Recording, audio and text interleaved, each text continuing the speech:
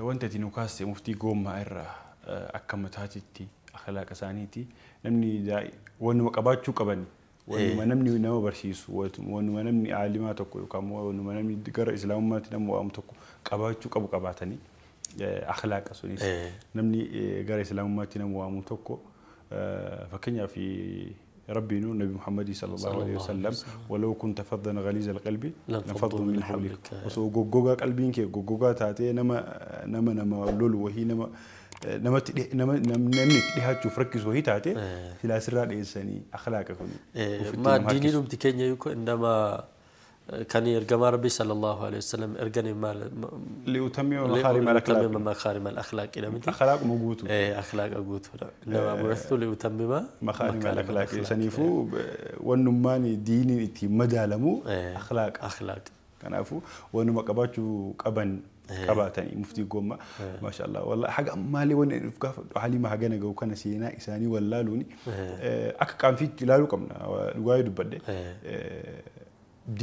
دين برچو نسكم جروت ايه وروت دين برسيسات ولا نمو بيكون يو بيتي بيتا غلطه ساني غلطتا فكنيا مفتي قوما بيه كان را غلطه قبن يو هم بيك يو مفتي قوما سينا اساني تون بيكن امو كان بيتي غلطه غلطو في اكت غلطه فتو جلقبا بيكون برباچي سادا دالوني كوني مي دالوتا كنا في دالوتا سن اكمي والبر لالتي توفيق نمني كتابه تكبر يسو كتابه كودن دي دم شنتما دبسي كتابه تكبر يسامتي سينا مفتي قوما تي بريسو داب كتابه دبستا نملي دبستا بيوتا غرغارا ديمتا دالوتا سنيفي دالوتا ما كان اكمي والبر لالتي dhugaa dubbachuu fi kumanti qooshan ulfaata yeroo amma keessa jiru wajjiniin nuti amma short memory taane jira bar keessattuu social media yookiin miidiyaan hawaasummaa kuni waan baay'ee dubbisuurraa akka nuti dudubaa harkifannu nu gochaati kan inni jiru yeroo sanatti garuu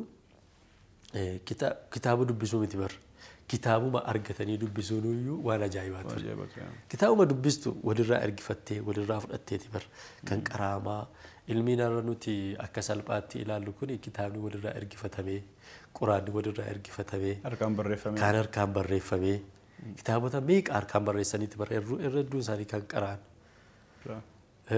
kitaaba ergifatanii dubbisaniiti kan isaan asiin gaan seenaa tokko siifaa kaasu sheekota guumaa sheekota jedhamantu jiru nama jabaa hayyuu guddaadha bar isaanis seenaan isaanii dubbatamne hin barreeffamne sheekonni guumaa kuni nama addaati yeroo sanatti akkuma ammasiin jedhe kitaabni walirkaa fuudhamee barreeffama walirkaa kadhattee sanuu kitaaba tokko faan ikkoo namni 10 namni 20 irraa qaraa bar sanaa olu ta'uu danda'a achirraa isaa kan barreeffataa bulte gana olufte qaraata bar kitaaba ergifatte naa sheekonni guumaa kuni iddoo isaanitti qaraanu xiqqoo isaaniirraa fagaata amma sa'aatii qiraatiidhaa baanurraa kaanii galuu eegalanii gara mana isaanii sugara mana isaanii galanu gubaalessaan beektan biratti naannoo keenyatti gubaalessaa jedhama gubaalessa jechuun fakkeenyaaf lafa ooyiruu boqqolloon irraa gale yookiin mishingaan irraa gale muktii caccabaa wanti akkasii lafa miti lafaan irratti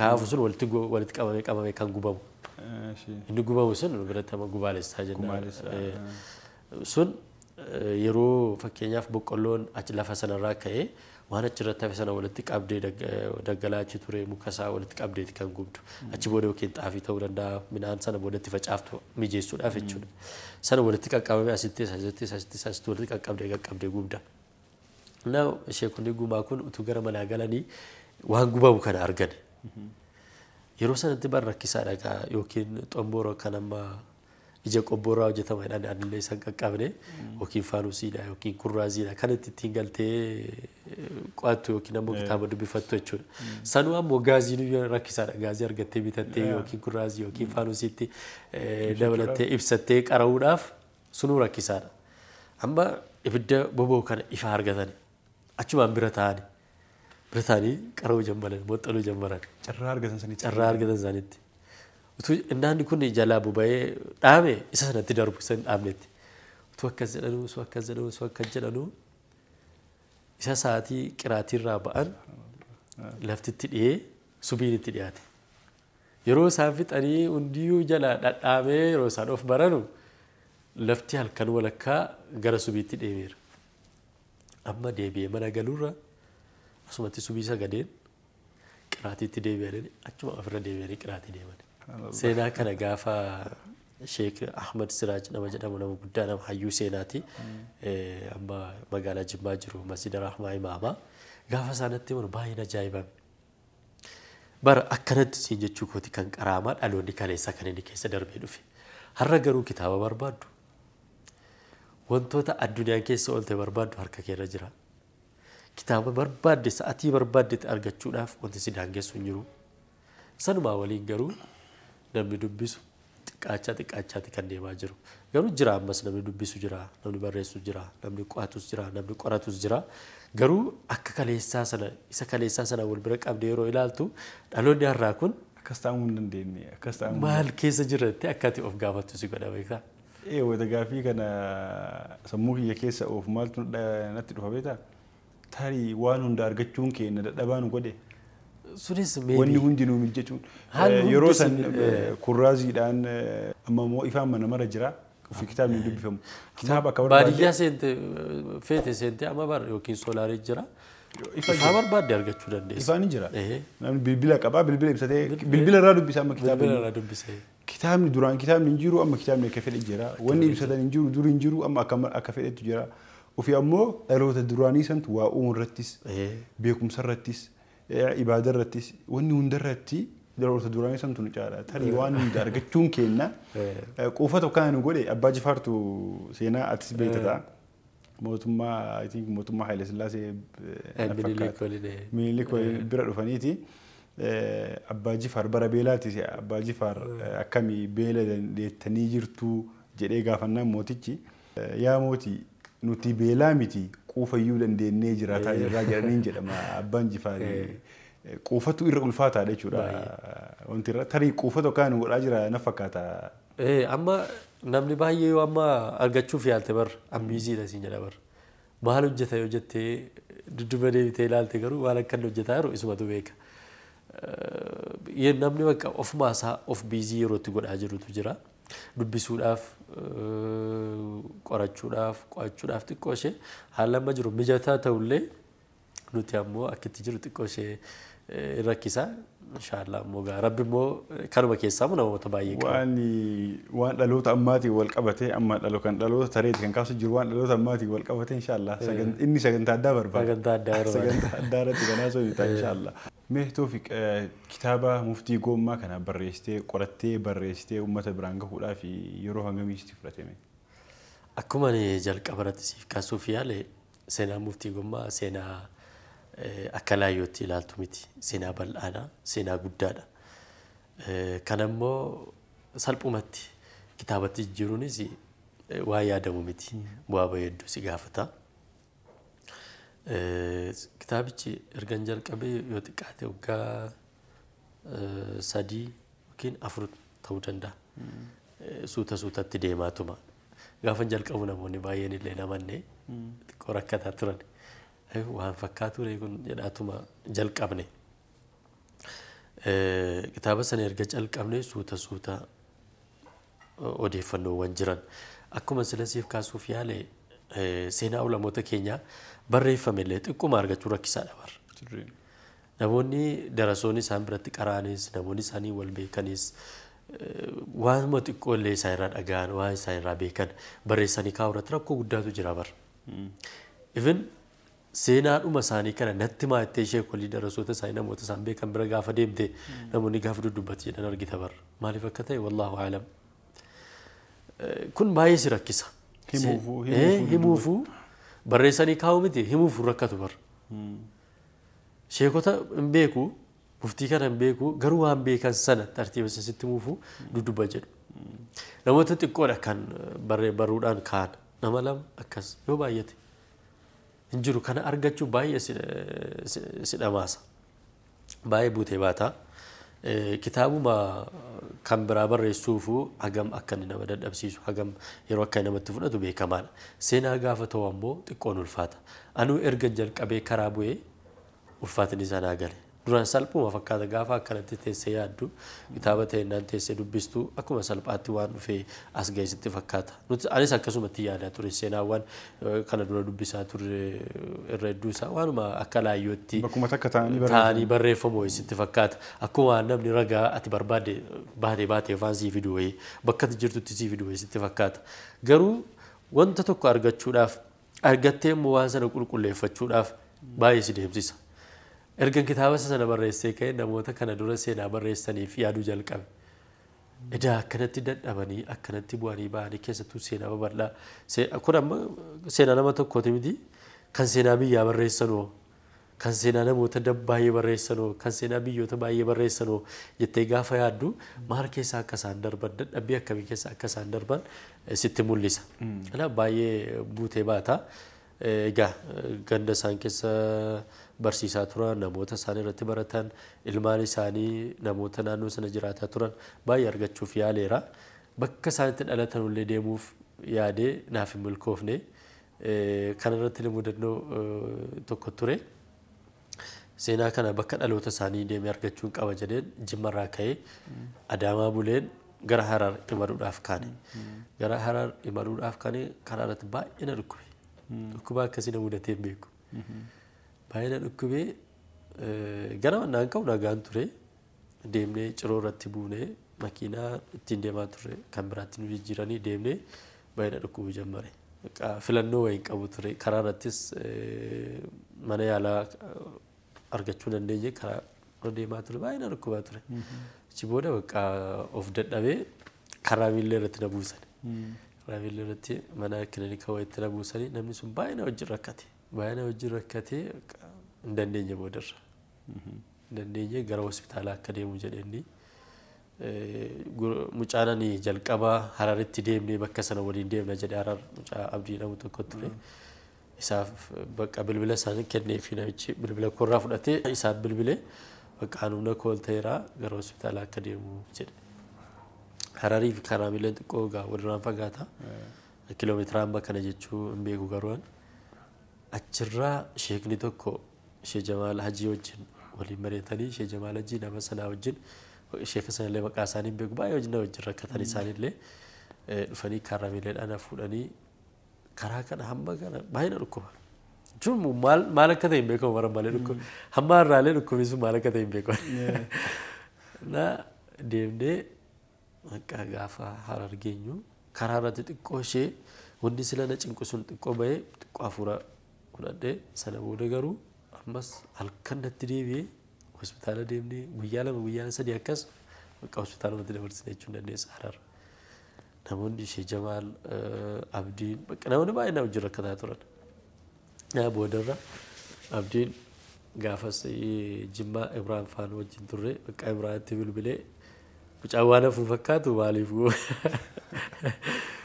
boodarra bakka hin danda'amne achiis xiqqoo natti fooyyofnaan kallattiidhaan Dirredawaa deemnee achirraa pileeniidhaan as dhufee Jimmatti darbe. Seenaa qorachuuf deemtee seenaa hojjettee seenaa addaa hojjettee deemte. Na sunillee yaalii godheera bakka dhaloota isaaniillee maatii isaan haftee maatii isaaniillee jiru sana argachuudhaaf baay'ee yaalee garuu gaa haala kanaan gufatee hafeesii jechuu barbaadeetina bu'aa bahiinsaa hamma kana jechuu baannullee bu'aa bahii ni qaba baay'ee dadhabbii qaba. Sa'aatii muraasaafis ta'ullee hidhameera malee daas. Bu'aa bahii san keessaa kunuu tokko seenaa qorachuu deemtee atu seenaa taatee haftee olte. Hidhamu jireenya koo keessatti illee yeroo jalqabaatiif kan hin hidhame yeroo san sa'aatii muraasaaf hidhamnee. Hararitti moo? Hararitti miti inni iddoo isaa fakkisaa hafu. Garuu sa'aatii muraasaaf mana hidhaa galee. Osoo seenaa kana qorachuu ol galee. Seenaan bakka iddoo tokko deemnee seenicha hojjechaa osoo jiru waraabaa osoo hin jiru bakka hidhamuu qabdan jedhanii mana hidhaa gallee achii booda immoo sa'aatii muraasa wayii booda immoo nu gadhiisanii jireenya koo keessatti illee kan hin hidhame yeroo kana. Bu'aa bahii jechuun ilmaa wanti na fakkaata kitaabni kun akka miidhaguuf wantoota kanneen dabarsuun kee kitaaba kana seenaa kitaaba kanaa barreessuu keessatti hin bareechi jedhee yaada waan kanneen osuma laaftutti bakkuma teetteetti kitaabni seenaan isaanii sii dhufee asumatti barreessitee manuma teettee barreessitee laaftutti argatte tarii siyyuu kitaabichi yeroo sanii fi amma wanni inni si bira qabaatu garagara ta'a jedhee value isaa akkuma itti dadhabdee osoo kana caala xiqqoo immoo qimmiinan ta'e value isaa ol ka'aa deema jedhee yaada. Osoo bubbullee immoo achumatti barreessina ture. Osoo mani dhageessan bulbultee iddoo waan gaarii ammoo seenaa barreessuudhaaf kana hunda ka ta'aaf jedheeti. Seenaa warri hojjetu sun immoo hangam akka ta'aa tilmaamuun nama dhibu. Bu'aa bahii ulamaa'onni warroonni amma lubbuun jiran dadhabanii mana jiran yookaan immoo warroonni duniyaarraa deemanii daraa akiraa jiran illee bu'aa bahii isaan keessa taranii fi ilmii asiin gahuudhaaf seenaa keenya nu tursiisuudhaaf gama qabsootii Oromootiin ta'ee gama qabsoo diinaatiin ta'ee bu'aa bahii isaan keessa taran tilmaamuun namatti ulfaatu bakkeen isaan nu biraa qaban galanni isaan nu biraa qaban. Sadarkaan isaan nu biratti qaban guddaa akka ta'e seenaa muftii Gommaa irraa ilaaluu ni dandeenya jechuudha hordoftoota keenya. Egaa mee Toofiq jalqaba sagantaa kennaa irratti kitaabonni lamaan akka karaarra jiranii fi kitaabota ganaa nu biraan gahu hedduu akka qabdu nutti himte hangamtu eeggannaa kitaabonni sunniin hoo maalirra ga'ee? Kitaabni yaan jalqaba barreesse ni danda'ama waan jedhudha. Ni danda'ama. Eeyyan. Motiveeshinii fakkaata kun. Motiveeshinii. Kunis sababoota adda addaatiin kan hin barreessuuf yaale kitaabonni sana dura dubbisaa ture kitaabota gara sanatti nama harkisan ture irraa hedduun isaanii irra caalii immoo yeroo adda addaatti oduu dargaggoonni Itoophiyaa galaana diimaatti dhuman kan amma utuu Awurooppaa deemanii achitti du'an Liibiyaa keessatti dargaggoon manatu dhume Yamanitti amma kanatu nyaatamee dhume wanti jedhu kun bara baay'ee qalbii nama cabsa bara dargaggootuma kaleessa wajjin jiraataa ture ijoolluma umrii keenya irra jiran jireenya isaa keenya fooyyeffanna jedhanii yeroo isaan karaatti irbaata qurxummii ta'an irbaata daachaa ta'an karaa irratti baraa keessatti beelaaf dheebuudhaan gaafa dhuman baay'ee garaa nama nyaata bara obboleessuma kee lammiidhuma kee dhiiguma keeti kan achitti dhumaa jiru kun kanaaf maali laata wanti hin danda'amne biyya kana keessatti maaliif hojjennee jijjiiramuu dadhabne maaliif yeroo baay'ee filannoon keenya godaansa ta'e waan jedhu yaaduma kana kanaan wal qabsiisne akkasumas ammoo namni tokko kaayyoo uumameef wanti beekuu qaba wanta kana irratti xiyyeeffate kitaaba ni danda'ama wanti hin danda'amne hin jiru garuu akkamitti danda'ama wanta jedhu wal qabatee wantoota baay'ee kitaabota baay'ee dubbisetti sana kitaaba sana barreessuuf kan yaale kitaabni sun gulaalamee wanti hundi xumurameeti kan inni taa'e akkuma jalqaba kaasuuf yaadne kitaabni tokko gaafa barreessitu bu'aa bahii qaba dadhabbii baay'ee qaba sana booda ammoo nama dubbisu biraan ga'uufis humna si gaafata waan baay'ee jira kana kanaan wal qabatee haa ta'u guyyaa tokko inumaa humna kitaaba barreessitee akka bulaa deemuun yaadnis kees bilchaataa waasitti dabalaa yaadni kees guddataa gatii dhufuuf irra caalaa bareechaa miidhagsaa yaada yeroo sanaa wajjin yeroo kanaa wajjin yeroo isa dhufu wajjin deemu wajjin ol guddisaati kan itti deemtu kanaaf rakkoon qabu guyyaa tokko inshallah dubbistoota bira naqa qaba kitaabni lammaffaan ammoo utuu si baraniiru ta'e yookiin ammoo osoo si beekaniiru ta'e kan jedhudha kun immoo seenaa ergamaa rabbiiti sallallahu alaihi wasallam seenaa ergamaa rabbii irra caalinsa afaan keenyaan hin jiru bar afaan arabaffaati kan hin jiru xiqqoodha isheenuu kan afaan amaariffaatiin hin jiru immoo xiqqoodha. Sanuma waliin ammoo kitaabuma afaan arabiffaa kana fakkeenyaaf kitaaba seenaa ergamaa rabbii sallallahu alaihi wasallam rawdaas jira kan raayiqal maktuum jira kan kana jiran redduu isaanii qara'eeras dubbiseeras gaaf maada jirus baranneerra sanumaa'u jaaniba ati kaasuu barbaaddu jira kitaaba ergamaa rabbii sallallahu alaihi wasallam waanuma akhlaaqa isaanii qofa osoo dubbatte kitaaba tokko kitaaba baay'ee ta'uu danda'a. Waliin jireenya hawaasummaa akka isaanitti mana isaanii keessa jiraatan qofa yookaas maatii isaanii wajjin qofa akkaataa isaanitti jiraatan yookaas waan baay'ee deema. Anqaniin kaasuuf yaala yeroo sanatti maqaa ergamaa rabbii sallallahu alaihi wasallam kallattii adda addaatiin namoonni adaban qabne namoonni amantaa adda addaa bakka bu'uun yeroo isaan maqaa isaanii waan hin malleen kaasuuf yaalan ni argita. Sun ammoo si dhukkubsa beekaa. Maaliif baruu dhabuu isaaniiti bar. صح Akkuma ati sila jette ulamoota keenya baruu dhabuun keenya akka nuti waa isaanii naasofne akka nuti illee galata isaanii malu akka galateeffannu nu godhe jette sana ergamaa rabbii baruu dhabuun keenya sallallahu alaihi wasallam akka nuti ijantaane isaan laalu akka nuti kabaja isaaniif malu in kan nu godheeti kan inni jiru nu wallaanuun keenya ammoo namoonni islaamummaan ala jiran ammoo inuma hawta isaa akka isaan hin beekne yoo ofii beekne nama beeksisuu dandeenya yennutu ofii nu banne kan biraa nu bachiisne maqaan isaanii yeroo waan hin taaneen ka'u sitti dhaga'ama si dhukkubsa beektaa kanaaf ergamaa rabbii kun sallallahu alaihi wasallam dargaggoota waliin maal fakkaatu walitti dhufeenyi isaanii dubartoota waliin maal fakkaata yoo ilaalle ijoollee sabiyyoo wajjiniin bar ergamaa rabbii sallallahu alaihi wasallam yoo ilaalle bar seenaa ajaa'ibaati kan isaan qaban manguddoota wajjin maal fakkaatu fakkeenyumaaf tuttuquu yaaleera namni hamma ta'e illee hammuma ta'e jedhee kitaaba xiqqoo barreessee namoota xiqqoo bira qaqqabeera kaan ammoo waluma maxxansaa jira inshaallah sunillee itti dabalamee namoonni siiraa irratti barachanii beekumsa gahaa qabanillee itti dabalanii miidhagsanii akka isaan uummata bira bal'inaan ga'u inshaallah afaan kanaani afaan oromootiin kan hin barreesse akka inni ga'u inshaallah abdii guddaan qaba kana fakkaata. Inshaallah kitaaba babbareedaa mata duree babbareedaa qabattee nu dhufu jirta. Yeroo gabaabduu keessatti rabbiin si gargaari akka nu biraan geettu guddaa qabna rabbi si gargaaru hin jenna mee seenaa muftii gommaa ammoo kitaaba tokko barreessitee jirta tarii kitaabni suni maxxansa lammaffaa qabaachuu danda'a seenaa kitaaba muftii gommaatiin wal qabate yeroo ammaa gaaffilee hedduutu jira yaadota garaa garaatu jira kitaabichi hagi maxxanfame alhamdulillah uummata bira qaqqabees jira wanni na gammachiisu akkuma haadholiin keenya nyaata hojjetanii fidanii yoo ati maal gooteef jaallatu itti gammadu yoo ati nyaata sana gammachuudhaan nyaatteef miti anis kitaaba kana barreessee fidee alhamdulillah hammi maxxanfame xumura uummata bira qaqqabuu qofa osoo hin ta'in ammoo dubbifameetti kan inni jiru fiidbaakii baay'ee kan inni qaqqabaa jiru yaadota baay'ee illee na qaqqabaa jira yeroo kanatti namoonni dubbisanii yaadanaa kennan asitti akkana dabalii asitti immoo akkana yaada akkasii gaafa namni siif kennu baay'ee si gammachiisa beektaa kitaabni ati kan barreessite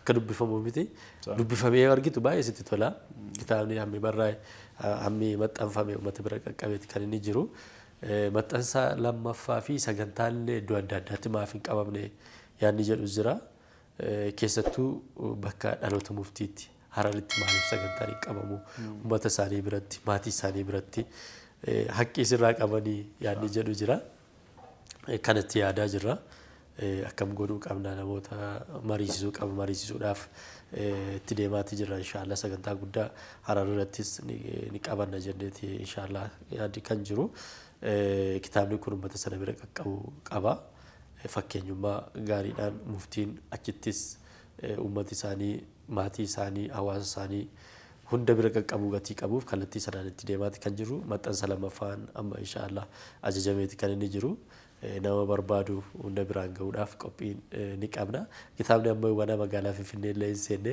asitti maxxanfame uummanni yookiin hawaasni keenya kan magaalaa Finfinnee fi Shaggar naannoo kana jiraatu ammallee hin arganne uummata kanaan biraan ga'uunis ammoo gaa dirqama kiyya jedheetanii yaada kanaaf kallattii kanaan itti deemaa jira inshaallah asitti nu biratti maxxansiitee ammoo nu qooda irraa fudhachuu dhabuun waan ta'uu qabu miti silaa jalqaba haa ta'u kitaabota akkuma jette maxxansi lammaffaan maxxanfamu irra jira hawaasni ammoo gama kamiin kitaaba kana argachuu akka danda'uu fi eessatti argachuu akka danda'us nuuf himta. Akkuma jette gaaffiin hedduutu jira uummanni naannoo Finfinnee magaalaa Finfinnee fi naannoo magaalaa Finfinnee jiraatu argachuudhaaf maxxansi inshaallah maxxansi lammaffaan yeroo dhiyootti ni qaqqaba isaaniif raabsuudhaaf ni yaalla akkasumas illee biyyoota adda addaatti gaaffiin ni dhiyaata isaaniif immoo kallattii kamiin kan jedhu inshaallah irratti mari'ataati kan nuti jirru sanas uummata bira qaqqabsiisuudhaaf qophiidhuma irra jirra inshaallah. Inshaallah rabbi isin gargaaru egaa sagantaa keenya gara dhumaarra geennee jirra hordoftoota keenya mee sagantaa keenya xumuruu keenyaan duratti ammoo warroota kitaaba dubbisaniif warroota kitaaba barreessuu jiraniif warroonni kitaabni kun harkarra gahee dubbisanii jiraniif wanti ati dhaamtu yoo jiraate gamanumaan carraasii kenna. Naaf lakkuma jalqabaa irratti kaasne turre kitaaba tokko barreessuudhaaf namni dubbisuu qaba jennee irra mitiire bu'uura qabaachuu qaba. Yeroo kanatti kitaabni hedduu barraa yaada jedhutu jira uummata bira. Hedduu barreeffamaa jira kitaabni baay'eedha wanti jedhu jira. Kuni ammoo erga mootummaa jijjiiramaatti as sochii xiqqoo mul'ataa jirurraa ka'eeti malee sana dura kitaaba afaan Oromoo dubbisuudhaaf baay'ee rakkatta barra. Keessattuu ammoo kitaabota akkanaa kana argachuudhaaf baay'ee rakkatta asoosama kitaabotuma tokko tokkoon alatti hin jiru kitaabni. Amma sochiinuma xiqqoo jirurraa waan kitaabni baay'ee barraa'e fakkaata. Yaadni hawaasaas immoo gara tokkoon sirriidha. Osoo barreessuu gara yaada barreessuutti hin dhufin namni tokko ga'umsa qabaachuu qaba mitiire. Ga'umsa qabaachuu qaba jedhee yaada akka kootti. Ga'umsa gaafan jedhu namni hundi perfektiidha. Beekumsa gahaa qaba yookiin ammoo ga'umsa olaanaa qaba.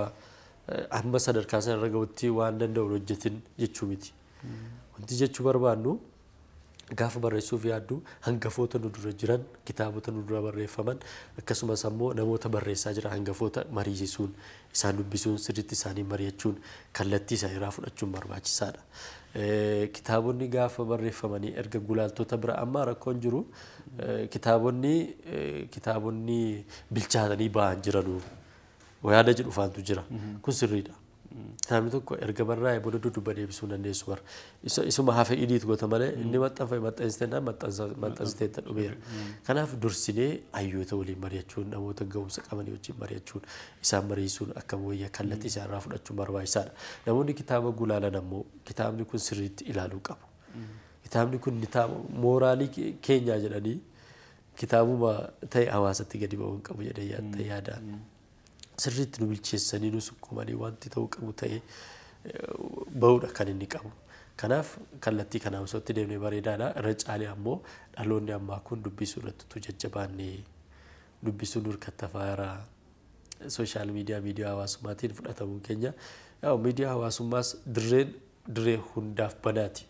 Achirratti hirmaannaa keenya cimsuun bareedaadha. Karaa sirrii ta'een waan nurraa eegamu haqa qabnu baachuun dirqama keenya inumaahu mirga osoo hin taane dirqama keenya barra. Dirree kana nama biraatiif dhiifteennaan akkuma argaa jirru kana taa'atii kan inni deemu. Kanaaf waan sirrii bakka sanatti fiddee waan dhugaa waan haqaa bakka sanatti fiddee dirree sanarratti gahee kee taphachuutu sirraa eegama. Eenyuun akka taate dirree sana irratti dhiyaatte of ibsuutu sirraa eegama. Dirree sana osoo hin gadhiisin bifa nama muslimaa tokkorraa eegamuudha. Bifa adaba islaamummaa eeggateen inumaahu bifa namummaa eeggateen.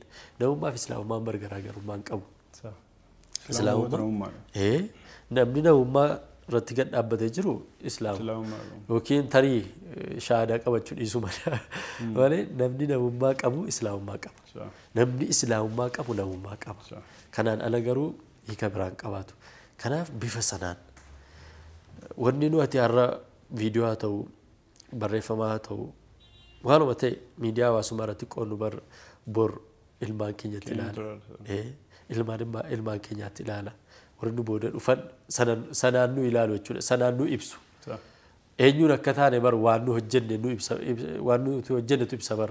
Kanaaf wansa sana yoollee har'a maalla dhibee yoo jennellee borummoo galmaa'eeti kan inni taa'u mitiire. Kanaaf sana irraa of eeggata gara fuulduraatti ammoo wanna dhugaaf wanna qabnu haqa qabnu addunyaadhaaf ibsaa deemuun barbaachisaadha. Hunduu osoo of hin qusatin haga danda'u gumaachuutu irraa eegama. Maa waraqaa tokko hin ta'in barreessitee kaa'uu qabda bar dookumentii. Waan beektu, waan hubatte, waan dhageesse, waan argite hamma beektuun atis gumaacha kee kaa'aa deemuu barbaachisaadha. Namni kamuu gumaacha isarraa eegamu gumaacha yoo deeme gaafa walitti dhufu ammoo gumaacha hawaasaa ta'e sanaan dhaloonni nu hubachuu danda'a jedhee yaada.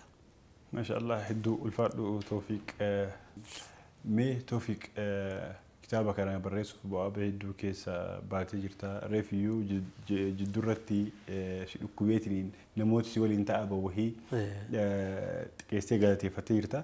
Guutumaan guututti ammoo warroota kitaaba kana barreessuuf si duubaan dhaabbatanii seenaa si himuu haa ta'u seenaa barreeffame kan duraanii si kennuu haa ta'u ta'aa bakkee keessatti si gargaaranii fi si cinaa dhaabbatan namoonni galateeffachuu barbaaduu jiraates osoo jirraa si kenna.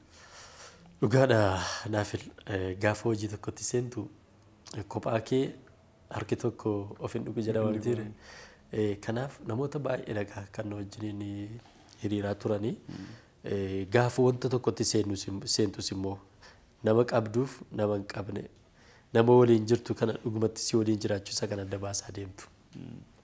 Naa obboleewwan hedduudha kana keessatti argadhe hedduun isaanii yaadaan humnaan waan baay'eedhaan na deeggaraa turanii sheekoliin baay'een illee akkasuma yaada baay'ee naa kennaa turanii na faana hiriiraa turanii hamileedhaan na jajjabeessaa turanii nama baay'eedha hunduma isaaniitiinuu guddaa galatoomaa ulfaadhaa isaaniin jechuun barbaada. Irra caalee ammoo kan inni siin kaasin darbe seenaa muftii Gommaa yoo barbaadde namoota baay'ee isaanii waliin jiraataa turan hedduu isaanii gara miidiyaatti finnee akka isaan sirriitti dubbatan gochuun ni danda'ama. Inshaallah kana caalii miidhagsanii namoonni isaanii wajjin turan ana caalaa muftiin akka ta'an akka waan wajjin jirtu godhanii namoonni sitti himuu danda'an ni jiraatu jedhee tan amana ni jirusi. Kanaaf namoonni hedduun yaadas naa kennaa turtan na deeggaraa turtan kallattii adda addaatiin maaliif jecha gaariidhaan jabaadhu siin jechuun bar waan guddaadha bar hamilee guddaadha. Namoonni haga ammaatti na wajjin turtan hundi keessanuu galatoomaa ulfaadhaa seenaan keessan dhalootatti darbee kan yaadatamu isiniif haa godhu jechuun barbaada.